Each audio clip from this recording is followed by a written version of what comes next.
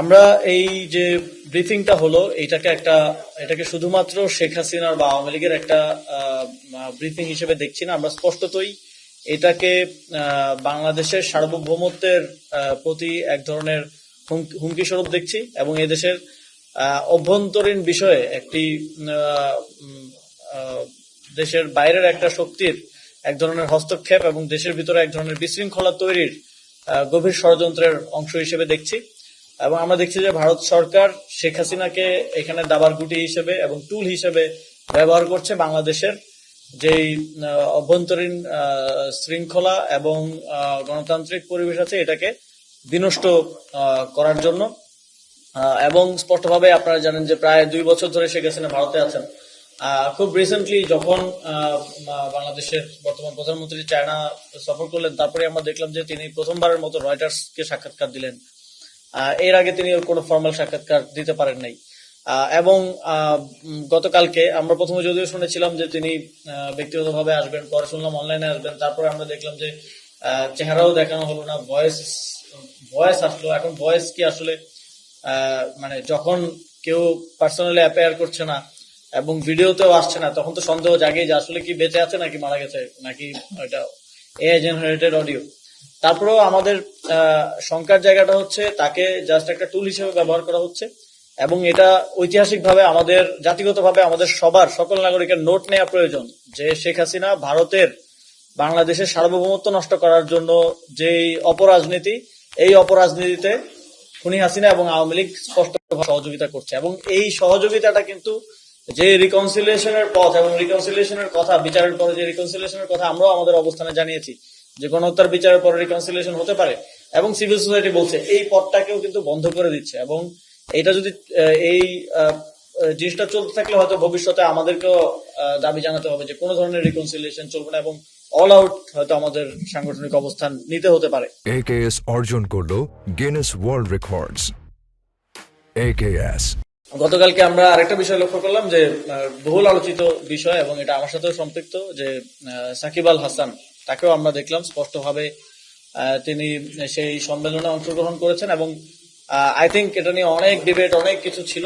I think যে গতকালকে ঘটনার পরে অ্যাটলিস্ট একটা পর্যায়ে ডিবেটের অবসানটা হয়েছে এবং এটা আমি তখনই বুঝতে পেরেছিলাম। এরপরও আমি দেখেছি যে বিসিবির অনেক কর্তারাই তার সাথে যোগাযোগ করেছেন, তারা আশা করেছিলেন তিনি হয়তো ভালো হয়ে যাবেন। আসলে তিনি যখন কথা বলেন পার্সোনালি, তখন তিনি এইভাবে কথা বলেন যে শেখ হাসিনা তাকে জোর করেছিল, তিনিও অসহায় ছিলেন এবং তিনি কনভিন্স করার চেষ্টা করেন এইসব মিথ্যা কথাবার্তা বলে। কিন্তু আসলে তিনি ওতপ্রোতভাবে এই গণহত্যাকারীদের সাথে জড়িত এবং সামনের দিনেও জড়িত থাকার ইন্টেনশন রাখেন, এটা ক্লিয়ারলি বোঝা গেছে। আমরা সরকারকে দেখেছি বিগত কয়েক সপ্তাহ ধরে তারা শেখ হাসিনার এই যে ব্রিফিং এর ঘোষণা আসার পরে ব্রিফিং ঠেকানোর জন্য নানা ধরনের উদ্যোগ গ্রহণ করে। তারা ভারতের সাথে বিভিন্ন কূটনৈতিক ভাবে যোগাযোগ এবং আলোচনা করে। আমরা এই ব্রিফিং এর ঠিক 2 থেকে 3 দিন আগে সম্ভবত পররাষ্ট্র প্রতিমন্ত্রীকে দেখলাম, তিনি ভারতের যিনি বাংলাদেশের রাষ্ট্রদূত আছেন দীনেশ ত্রিবেদী, তার সাথে সাক্ষাৎ করলেন খুব হাসি মুখে। আমরা ছবি দেখলাম এবং সাক্ষাৎকারের পরে তিনি বললেন যে তারা আশ্বস্ত করেছে যে শেখ হাসিনাকে ভারতের মাটি থেকে রাজনীতিতে অংশগ্রহণ করতে দেওয়া হবে না।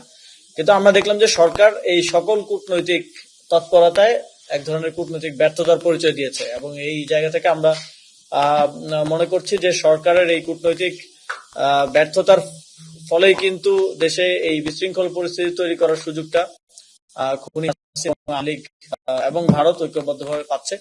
আমরা আশা করব সামনের দিনগুলোতে সরকার কূটনৈতিক এই কার্যক্রমের মাধ্যমে তাকে আর কোন ধরনের রাজনৈতিক কর্মকাণ্ডে যেন ভারত সরকার অংশগ্রহণ করতে না দেয় সেটা নিশ্চিত করবে এবং একই সাথে তাকে বাংলাদেশে ফিরিয়ে আনার বিষয়ে আরো বেশি তৎপর ভূমিকা পালন করবে। আমরা দেখেছি যে গতকালকে কিছু মিডিয়ায় শেখ হাসিনার এই কনফারেন্সকে নানাভাবে উত্থাপন করার চেষ্টা করা হয়েছে। আপনারা জানেন যে আমাদের যে প্রজ্ঞাপনের মাধ্যমে আওয়ামী লীগ এবং তার অঙ্গ সহযোগী সংগঠনকে নিষিদ্ধ করা হয়েছে, সেখানে স্পষ্টভাবে বলা আছে তাদের সকল ধরনের বক্তব্য, রাজনৈতিক কর্মসূচি আমাদের বাংলাদেশে নিবন্ধিত কোনো মিডিয়ায় প্রচার করার ক্ষেত্রে নিষেধাজ্ঞা দেওয়া হয়েছে। কিন্তু তারপরেও আমরা খুব শঙ্কার সাথে লক্ষ্য করলাম কিছু মিডিয়ায় এই বিষয়গুলো বিভিন্ন ভাবে প্রচার করা হয়েছে, ওপিনিয়ন আকারে বা অন্যান্য বিভিন্ন ভাবে প্রচার করার একটা অপচেষ্টা করা হয়েছে। এটাও আমরা মনে করি যে তথ্য ও সম্প্রচার মন্ত্রণালয়ের একটা ব্যর্থতা কারণ বাংলাদেশে পরিচালিত সকল মিডিয়াই তথ্য সম্প্রচার মন্ত্রণালয়ে নিবন্ধিত। তো এই নিবন্ধিত মিডিয়া কেন একটা আইন ভঙ্গ করলো এবং সরকার এই বিষয়ে কেন কোনো ব্যবস্থা নিচ্ছে না, এটাও আমাদের কাছে স্পষ্ট নয়। আমরা আহ্বান জানাবো যে সরকার এক্ষেত্রে আরো সোচ্চার ভূমিকা পালন করবে এবং যেই আইন অনুযায়ী আওয়ামী লীগের কার্যক্রম নিষিদ্ধ আছে সেটাকে আরো বলবৎ করবে।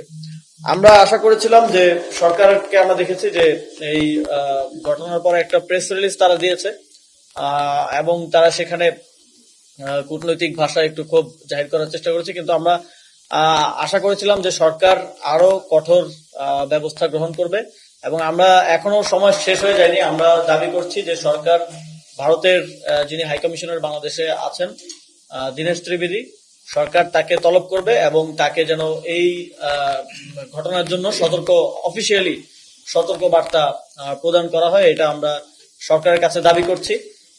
এবং আমরা আশা করছি যে বর্তমান সরকার কিন্তু জুলাই গণঅভ্যুত্থানের একটা ফসল। ওনারা বারবার বলেন যে জুলাই গণঅভ্যুত্থানের ফলে শুধুমাত্র ছাত্র নেতারাই উপকৃত হয়েছেন, কিন্তু আজকে জুলাই গণঅভ্যুত্থান না হলে আজকে বিএনপির সরকার গঠন হওয়ারও কোনো প্রেক্ষাপট রচিত হতো না, কোনো নির্বাচনও এখানে হতো না।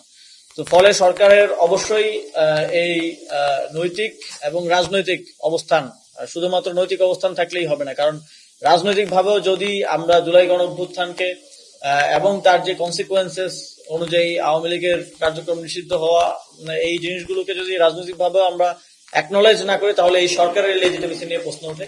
তো সেই জায়গা থেকে আমরা আশা করব যে সরকার এক্ষেত্রে সোচ্চার ভূমিকা পালন করবে এবং দেশের মধ্যে অন্য যে রাজনৈতিক দলগুলো আছে এবং স্টেক হোল্ডার আছে তাদেরকে সাথে নিয়ে এই দেশের মধ্যে বিশৃঙ্খল পরিস্থিতি সৃষ্টির যে অপচেষ্টা, এটার ক্ষেত্রে সোচ্চার ভূমিকা পালন করবে।